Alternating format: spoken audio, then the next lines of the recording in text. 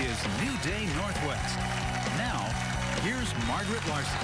Good morning, everybody, and welcome to New Day Northwest. The author known as the Cowboy Philosopher is here to tell us about his newest novel and the crazy book signings he's planning here in Washington State. And right after the break, the Cowboy Philosopher shares his unique approach to life, and it might just change the way you spend the rest of your summer. Don't go away. Welcome back, everybody. Carew Papritz is a man who truly marches to the beat of his own drum. His life reads like a giant adventure with one constant weaving in and out of his story, his love of writing. His newest book, The Legacy Letters, is an ode to his family and families everywhere, in fact, containing quotes, wishes, and letters of inspiration and joy. Carew joins us now to share more about The Legacy Letters and the very unconventional book tour he's planned here in Washington. Welcome. How you doing? Mark, it's an absolute pleasure. Very nice to meet you. Gosh, yeah. So you're living here in Washington State and in Arizona. And in Arizona. So you have a little bit of both lifestyles. Yeah. How does one become a cowboy philosopher? You get on a horse, yeah. You ride around, and you think. Yeah,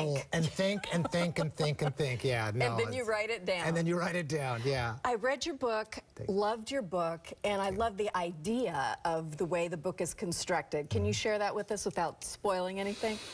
Yeah, basically, at its heart, The Legacy Letters is a series of letters written by this father who had never lived to see his children, and there's a practical, moral, spiritual guidebook for them for the rest of their lives. And so it's everything from how to say please and thank you, how to work, how to be 18 years old, things on love and money and travel, and so it's this one man's passionate, you know, signature to how he wants to live life. And how to pass on fatherhood if you never had a chance to do it in an everyday sort of way, this kind of moral construct that he writes about. Where did this idea come from? You know, I think I had a early midlife crisis. And it's better to have it early. Yes. You have more time to recover. Right. Well, I'm waiting for my second one. So. No, I was working in Hollywood, of all places on the planet, and you know, the cliche idea, it's just a fast-paced life, and I just thought, you know, is this all there is to it? I was working in the feature films and whatnot, and I decided, nope, this can't be the way that, there's got to be more to life. And I said, I pulled out stakes from there and sort of came back to my roots. My granddad had a small ranch when I was growing up in Washington. Ended up on the Arizona border, and there I was working as a cowboy. How about that? Yeah, and all the desolation and glory, and all of a sudden the pen picked itself up after about 25 years of just waiting to write this book. Isn't that something? Yeah. Does it reflect your own views about life? Absolutely, yeah. It's something that you, because I read it and thought, this is something I would give to my child and would enjoy them reading and discussing, and is so touching and moving. I had to stop for a minute a couple times because you do tear up in this, but ultimately so life-affirming and really pleasant. You've gotten lots of interest from other parents saying similar things, right? That must be a very fulfilling thing to hear. Yeah, I mean, one of the wonderful things was this Mom's Choice Award, which was stunning to get. And things, for example, it was a great story the other day. I was at a book signing. Mom and her boy come up, and and I say, I tell them about the book, and they say, oh, that sounds interesting, which of course is the second nastiest word in the English language. And basically said, hey, if you just pick up this book anywhere in the book, you will, you'll turn the next page. Yeah. Kids on the cell phone, I say, okay, put down the cell phone, you read it too.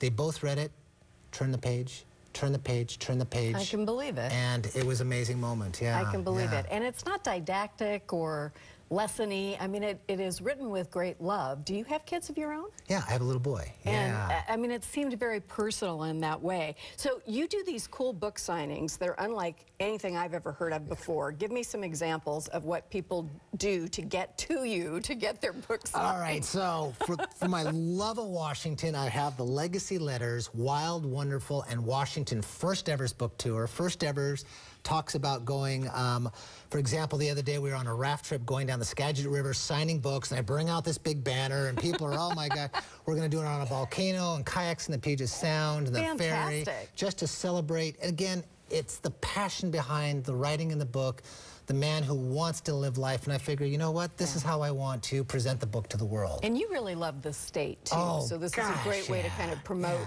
all of that at one time. So In terms of your most favorite book signing site, the thing that you would like look down the road and say, if I could be there on top of Mount Rainier or wherever and sign books, what would it be, do you think? Oh, top of Mount Rainier. That's it. Oh, that would be just the cat's meow. You right might there. be by yourself. Yes, I might. You get up there and I'm just, okay, who's next? Trying to get those books up there would be tough enough. Yeah. So if, as the Cowboy Philosopher, as I go through my week, give me just a couple of your first thoughts. If we wanted to sort of start our kids off or think about giving this book to them, what might we share first?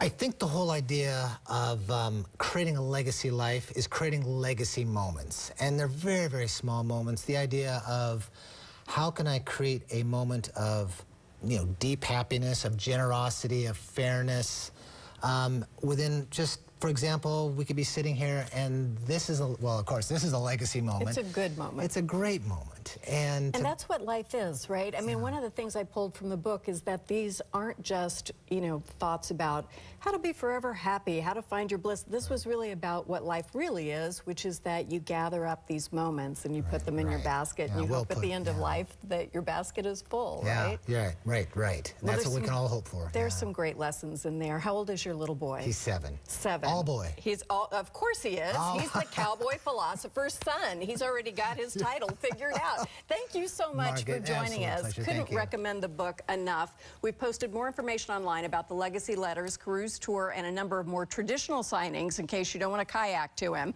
including some this afternoon, Tuesday, July 8th at the Barnes & Noble in downtown Seattle and at the Edgewater Hotel. Carew has brought copies of this book for everybody in the audience, and I know you will enjoy it. Thank you so much for that. Thank you. That's terrific. Yeah,